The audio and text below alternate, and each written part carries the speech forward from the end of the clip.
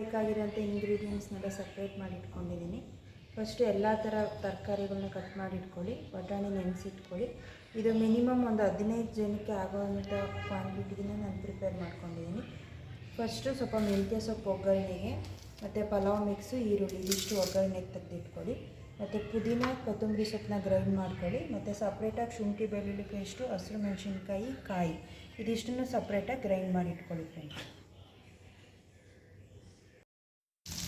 Pulao mix, ಮೆಂತ್ಯ ಸೊಪ್ಪು ಚೆನ್ನಾಗಿ ಫ್ರೈ ಮಾಡ್ಕೊಳ್ಳಿ.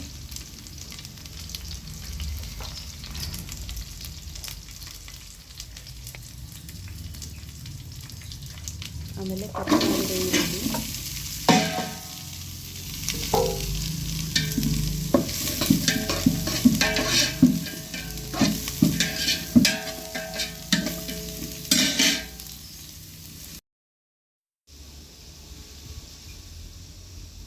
ಆಮೇಲೆ ಟೊಮೊಟೊ ಸ್ವಲ್ಪ ಫ್ರೈ ಮಾಡ್ಕೊಳ್ಳಿ.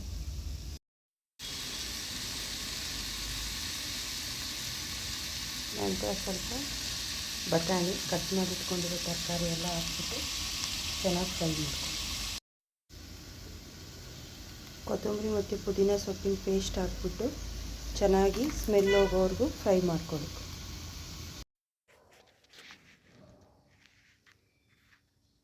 ನಂತರ ಅದೇ ಮಿಕ್ಸಿ ಜಾರ್ಗೆ ಜೀರಿಗೆ, ಹಸಿರು ಮೆಣಸಿನ್ಕಾಯಿ, ಶುಂಠಿ ಬೆಳ್ಳುಳ್ಳಿ, ಸ್ವಲ್ಪ ಕಾಯಿ, ಇದರಲ್ಲಿ ಅರ್ಧ ಕಾಯಿ ಹಾಕ್ಕೊಂಡು ರುಬ್ಕೋಬೇಕು. ರುಬ್ಬಿರೋ ಮಸಾಲೆನ ಹಾಕ್ಬಿಟ್ಟು ಚೆನ್ನಾಗಿ ಡೀಪ್ ಫ್ರೈ ಮಾಡ್ಕೊಳ್ಳಿ. ಈಗ ನಾನು 5 ಲೋಟ ಅಕ್ಕಿ ಹಾಕ್ತಾಯಿದ್ದೀನಿ. ಸೊ ಅದಕ್ಕೆ 10 ಲೋಟದಷ್ಟು ನೀರನ್ನ ತಗೊಂಡಿದ್ದೀನಿ.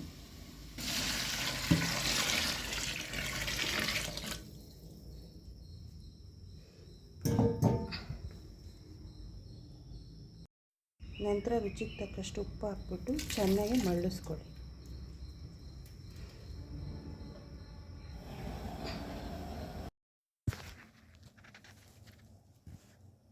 ನಂತರ ಇದಕ್ಕೆ ಕಾಯಿ ಹಾಕ್ಬಿಟ್ಟು ಚೆನ್ನಾಗಿ ರುಬ್ಕೋಬೇಕು. ನಂತರ ಇದರಿಂದ ಜಸ್ಟ್ ಕಾಯಿ ಹಾಲು ಮಾತ್ರ ಸಪ್ರೇಟ್ ಮಾಡ್ಕೊಳ್ಬೇಕು. ರುಬ್ಕೊಂಡ್ಮೇಲೆ ಈ ರೀತಿ ತೆಂಗಿನ ಹಾಲು ಹಾಕ್ಬಿಟ್ಟು ನೀಟಾಗಿ ಸೋಸ್ಕೊಳ್ಳಿ. ಈ ತೆಂಗಿನ ಹಾಲು ಆರೋಗ್ಯಕ್ಕೆ ತುಂಬ ಒಳ್ಳೆಯದು. ಥೈರಾಯ್ಡು, ಹಾರ್ಟ್ ಪ್ರಾಬ್ಲಮ್ಮು ಈ ರೀತಿ ಸಾಕಷ್ಟು ಆರೋಗ್ಯಕ್ಕೆ ತುಂಬಾ ಒಳ್ಳೆಯದು. ಈಗಿನ ಇದರಲ್ಲಿ ಯಾರೂ ನಾವು ತೆಂಗಿನ ಹಾಲನ್ನ ಬಳಸ್ತಾನೇ ಇಲ್ಲ.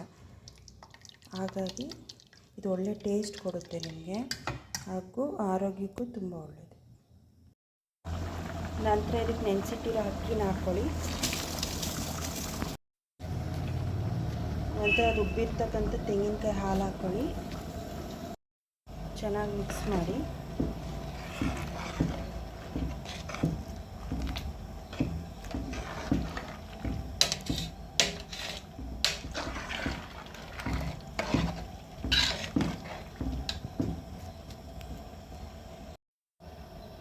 ಚೆನ್ನಾಗಿ ಮಿಕ್ಸ್ ಮಾಡಿ ಒಂದು 5 ನಿಮಿಷ ಈ ರೀತಿ ಚೆನ್ನಾಗಿ ಕುದಿಸ್ಕೊಳ್ಳಿ.